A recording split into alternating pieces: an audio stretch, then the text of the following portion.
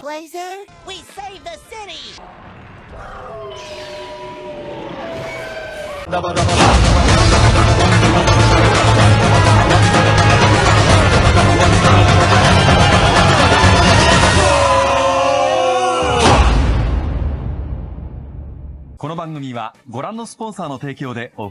Are you curious where you can watch the latest episode of Kamen Rider and Sentai every week? Well, since there is no official release, you might have to resort to alternative methods. Personally, when I search for website to watch tokusatsu, my top priority is to safeguard my personal data. That's why I rely on SurfsharkVPN, the sponsor of today's video. With Surfshark, your online safety and privacy is paramount, as it is effective at concealing your online activities through its VPN capabilities. By encrypting your internet traffic, that nobody can pry into your online endeavors or track your digital whereabouts. Additionally, Surfshark enables you to virtually explore the world with a tap, thanks to its ability to change your VPN address. By switching your location to anywhere in America, let's say, you can access at least over 10 Ultraman shows and movies, or explore other toku shows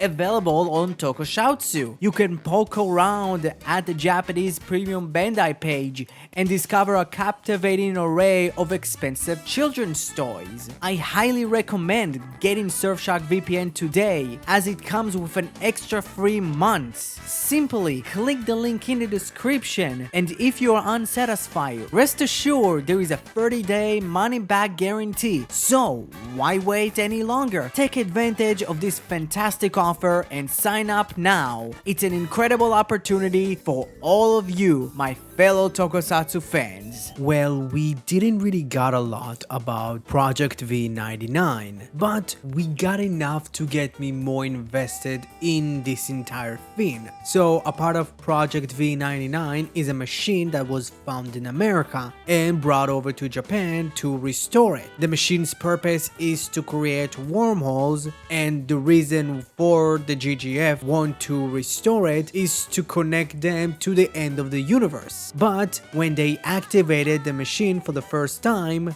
they lost control of it, and the people that were around it got pulled into the wormhole, one of them being Amy's dad. And that was pretty much it for all of the lore right now. But man, this is an amazing idea that the GGF wanted to control over the universe after the first kaiju attack in '66, which also keeps in mind the theme that the kaijus are not really the villains, but humanity is. And with the ending of the episode having the Boshi reveals his true colors of being a piece of shit, taking Amy's dad diary and suspending Honaro after what Amy pulled off, because quote unquote, someone needs to take the responsibility. Not the people that perform the act, but the ones that are easier to get rid of, while using both Gento and Amy to pretty much gather him all the stuff that he can get rid of that is connected to Project V99,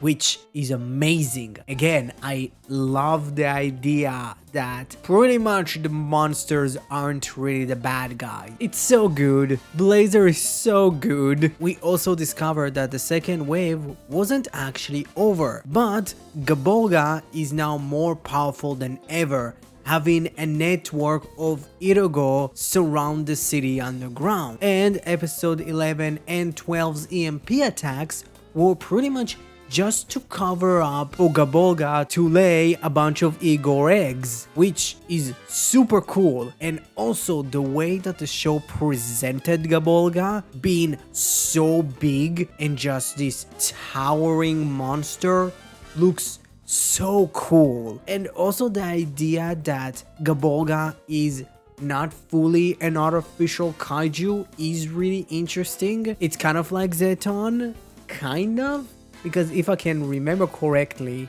and tell you the truth, I'm not fully sure about it, and at least in regarding to absolute like deep lore about Zeton, Zeton was also kind of a mix-up of, Zeton was way more of a modified kaiju than an artificial one, if I can remember correctly, which I love. Again, Gabolga, weirdly the weirdest looking monster out of the bunch, but he's so memorable and he looks so cool, like I don't care. And if I talk about visuals that I really liked, I really loved seeing Amy interacting with her ghost dad. Having him sing happy birthday to Amy after Amy told Gento that he used to confuse her and his favorite scientist's birthday was a nice touch. And also like the really cool like halo glow, and they made him feel like, oh, he's not really there, but he might be there, was like really cool. Like, I absolutely love this entire thing. It's so good. At the same time, Blazar was getting overpowered by Gabolga until a big fiery bird came out of the machine to save him and give him a really cool looking armor, which is now really interesting to know how he knew that Blazar was in need, because like how many times Blazar was in need? Why now? Is it because it sensed someone that can actually like open up the gate for him? Is the big fiery bird was very conscious about the roof and didn't want to blow it up? I know it's a nitpick, but it is kind of funny. It's like, no, I would wait until I would actually see someone that would open the roof for me. But yeah, like the bird looks really cool and the armor looks fantastic. I like the idea that Blazar never really gotten a real final form and it's just an armor piece. And it's really cool that like the armor is semi-sentient and it's an animal, again continuing with the semi-caveman motif of cavemen wearing pretty much the leather slash wool of like the thing they hunted, but this time like they're working together. I don't know, I find it cool and I think that the rise up look really cool. Gosh, we had like 2 really amazing rise up this episode. That was really fun to see. And there's like one scene that I really want to shine a light on, specifically with Honaro when he came to talk to Scarred, and we just see him like all defeated after hearing that pretty much the higher up at the GGF pretty much kind of questioning the usefulness of Scarred, and it's like, I actually like really feel bad for him because Scarred is kind of his project, and it's like, oh, they're trying to humanize Honaro, which is a thing that I didn't expect them to do. But if you really think about it, like I see the show kind of going with the Boshi being the real main villain, while Honaro is kind of the anti-hero, which is interesting. We didn't saw him in the trailer for the Blazar movie, which I'm going to talk for a bit about. There wasn't a lot.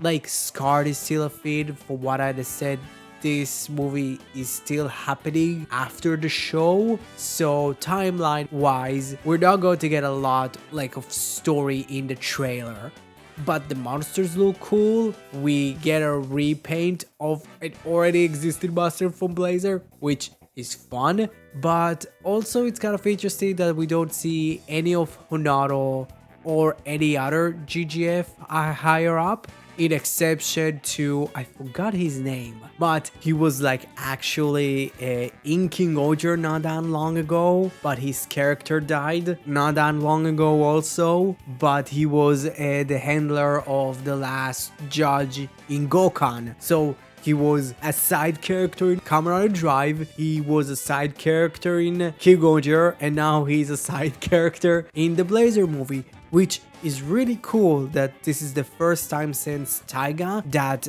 an Ultraman movie is actually being called the movie, because Zed never really got a movie. Trigger was never called Ultraman Trigger the movie, but actually episode Z, aka episode 26, while Decker was called Finale Journey Beyond. Pretty much, Trigger and Decker's were acted like an elongated episode, which kind of fit to the semi-TDG trilogy effect of like not really having a full-on movie, we're just having a long special. I don't know, I like it, but also sadly there isn't an international release date, so pretty much it's going to have a theatrical release, which is cool, but not cool for me because I want to watch it now, or at least when the show ends, so it's kind of upsetting. But hey, at least it's something, and also it shows that Blazar did well enough that there's going to be a theatrical release.